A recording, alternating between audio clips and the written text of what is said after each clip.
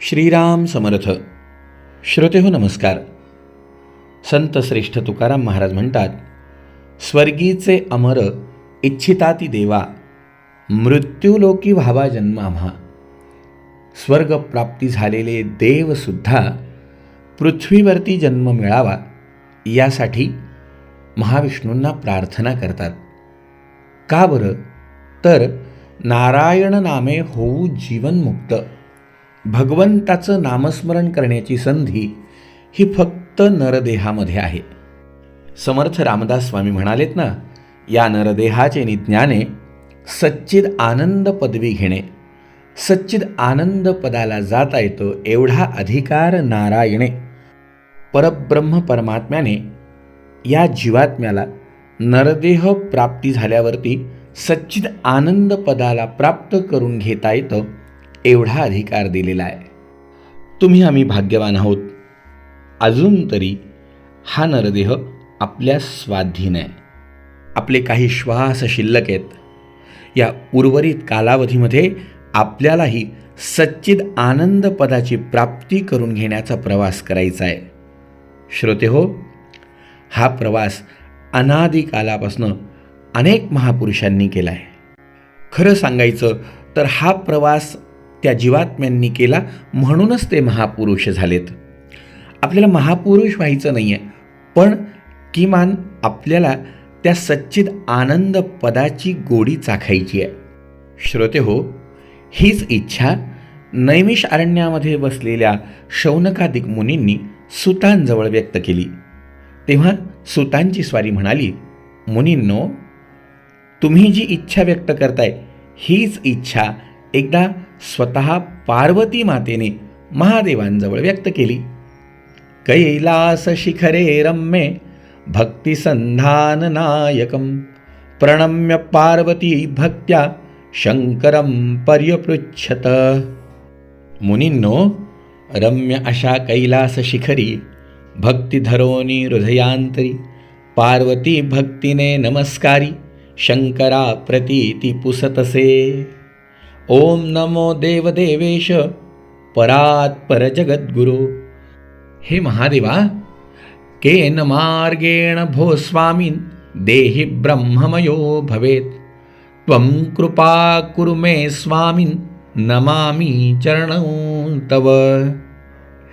पार्वती मातेची स्वारी म्हणाली, अहो स्वामी, कवण्या मार्गाने देहधारी ब्रह्ममय होणे. स्वामी, मज तू कृपा करणे, नमिते मी तव चरणासी.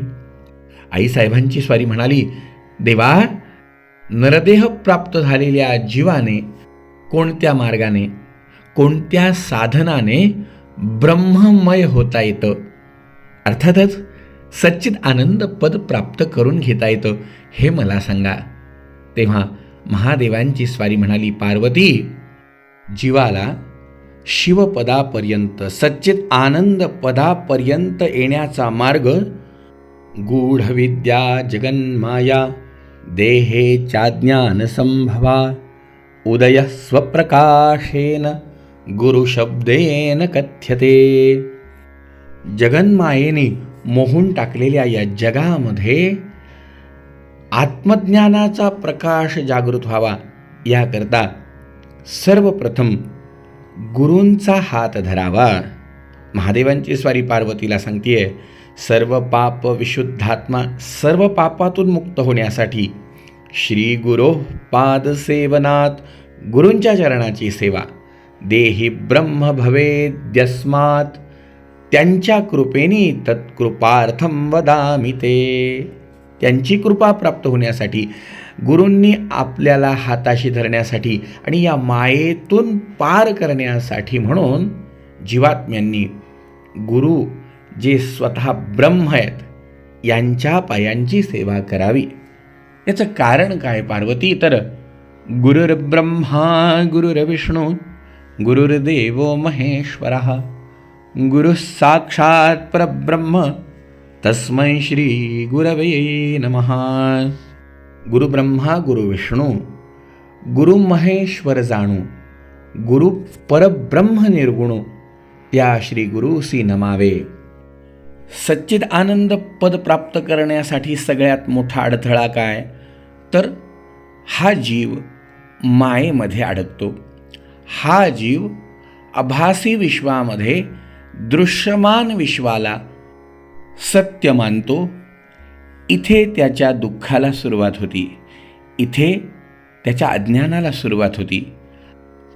परब्रह्म सर्वत्र व्याप्त आहेच, फक्त अज्ञान दूर करणं गरजेचं आहे. आणि हे अज्ञान दूर करण्यासाठी हे पार्वती जीवात्म्याला सहकार्य करतात ते गुरुदेव. म्हणून गुरूंच्या चरणाचा आश्रय घ्यावा हा सर्वप्रथम मार्ग आहे. म्हणून तर आवर्जून म्हणलंय ना, सुखाच्या क्षणात व्यथांच्या घनात उभा पाठीशी एक अदृश्य हात. गुरु एक जगी त्राता, गुरु एक जगी त्राता. गुरुदया सिंधु गुरु दीनबंधु गुरु जननी जन्मदाता. गुरु एक जगी त्राता.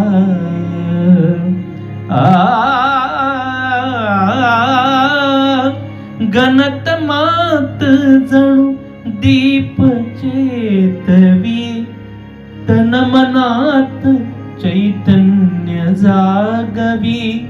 कण कणात जणू प्राण डोलवी. जे रूप त्या देई रूप करी, मूर्त तो अमूर्ता. गुरु एक जगी त्राता. गुरु समान कुणी नाही सोयरा. गुरु समान कुणी नाही सोयरा. गुरुवीण नाही थारा. गुरुवीण नाही थारा. गुरुनिधान गुरु मोक्ष आसरा. देवदैव लाभो सदैव गुरु चरण लाभ होता. गुरु एक जगी गुरु एक जगी गुरु एक जगी त्राता. गुरु प्रत्यक्ष असो अप्रत्यक्ष असो, गुरु सगुणात असो की निर्गुणात असो, पण सुखाच्या क्षणात व्यथांच्या घणात उभा पाठीशी एक अदृश्य हात. दृश्य अदृश्य रूपामध्ये सद्गुरू शक्ती ही आपल्याबरोबर असतीच. आणि त्यांच्याशिवाय तारणारं कोणीही नाही. ते दयासिंधू आहेत, ते दीनबंधू आहेत, ते जननी जन्मदाता. या सगळ्यांवरती त्यांची सत्ता आहे. ते काय करू शकतात तर घनतमात गुरु दीप चेतवी. कितीही अंधकार असू द्या, तिथे ज्ञानाचा प्रकाश निर्माण करण्यासाठी ते ज्ञान ज्योत चेतवतात. ते गुरु ते तन मनामध्ये चैतन्य जाग करतात. कणकणात प्राण डोलवतात. जे अरूप आहे, जे दिसत नाही आहे, जे व्यक्त नाही आहे, जे आपल्याला जाणवत सुद्धा नाही, त्या परब्रह्म परमात्म्याला करी मूर्त तो अमूर्त आहे. जे मूर्त रूपात नाही त्याला मूर्तिमय रूप देण्याचं काम गुरु एक जगीत राहता. गुरु समान कुणी नाही सोयरा. सोयरा म्हणजे काय? सोय जाणे तो सोयरा. ज्याला आपली सोय कळते, आपण काय करू शकतो, आपली पात्रता काय आणि कुठपर्यंत आपली झेप आहे, विचारांची असेल, आचाराची असेल, आपल्या बुद्धीची असेल, आपण जे काही जीवनामध्ये वागतोय या वागण्याची झेप कुठपर्यंत आहे, आपण काय करू शकतो, आपली पात्रता काय हे जाणू शकतो तो एकमेव गुरु. त्यांच्याशिवाय आपल्या जीवनामध्ये थारा देणारं कोणी नाही आहे. गुरु निधान आहे, गुरु मोक्ष आसरा आहे. देव दैव लाभे सदैव गुरुचरण लाभ होता.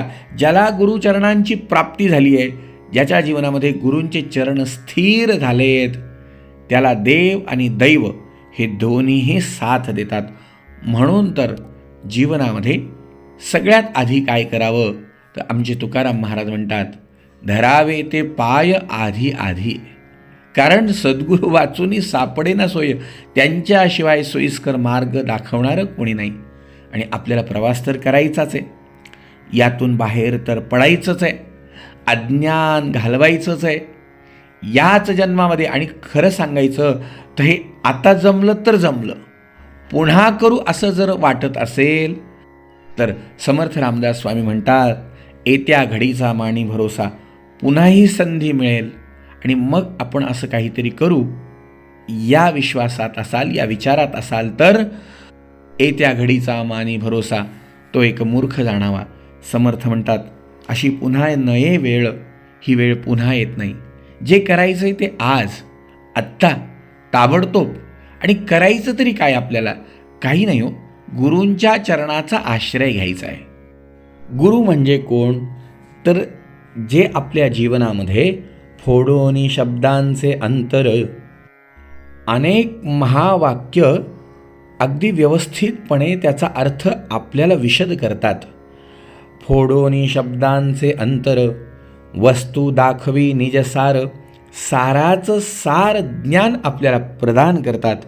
तोची गुरु माहेर अनाथांचे, गर्भवास अति साकडी, इच्छा बंधनाची बेडी, ज्ञान देऊनी शीघ्र तोडी, तो सद्गुरु स्वामी. वासना नदी महापुरी, प्राणी बुडता ग्लांती करी, तेथे उडी घालोनी तारी, तो सद्गुरु जाणावा. ते सद्गुरु जे आम्हाला या भवनदीतून पार करवितील. हां, हे समर्थांनी आवर्जून का सांगितलं आहे माहिती आहे का? कारण आपला प्रवास योग्य दिशेने व्हावा. असं जे कोणी करत असतील ते सद्गुरू, त्यांना शरण जावं. समर्थ आवर्जून सांगतायत, शिष्यासन लाविती साधन, शिष्याला योग्य मार्गदर्शन करत नाहीत. न करविती इंद्रिय दमन, या इंद्रियांना वासनेतून बाहेर कसं काढावं हे जे सांगत नाहीत.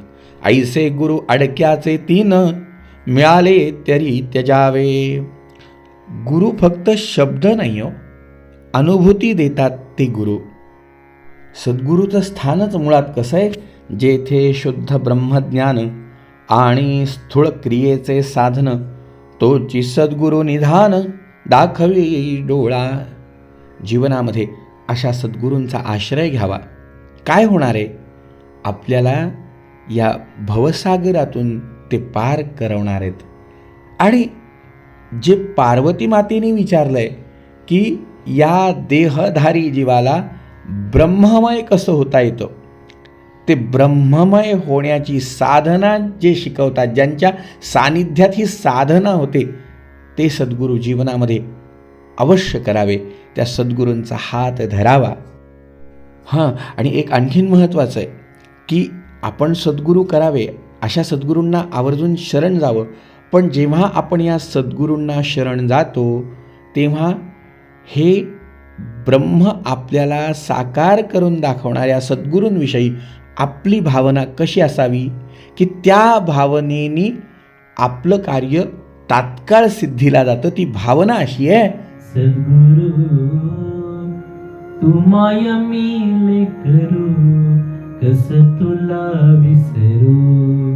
गुरुराया तू माया मी करू, कस तुला विसरू. जीवन पथ हा अवघड भारी, कुठवर सांग फिरू.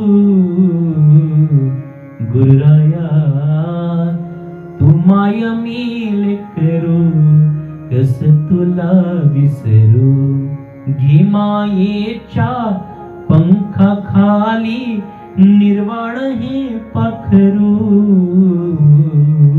गुरुराया तू माया मी करू कस तुला विसरू.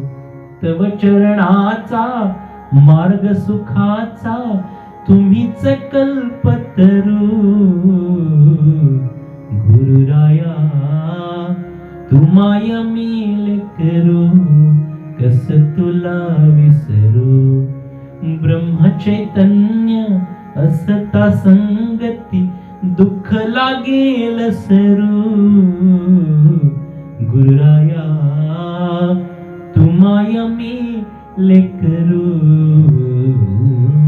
कस तुला विसरू. सद्गुरू तू माय मिले करू तुला कसं विसरू. अंतःकरणात ही भावना जागृत करा.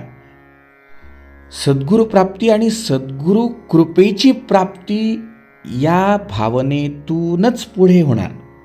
सगळ्यात पहिल्यांदी भाव शुद्ध होणं महत्त्वाचं आहे.